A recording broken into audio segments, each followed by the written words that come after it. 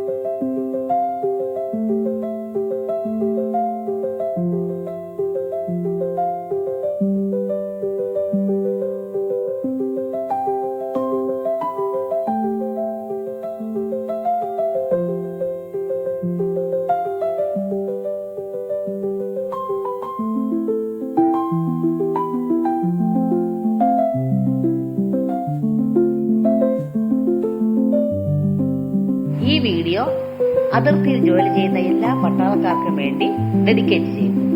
മകന്റെ അടുത്ത ലീവിനായി ഞാനും എന്റെ കുടുംബവും കാത്തിരിക്കുന്നു.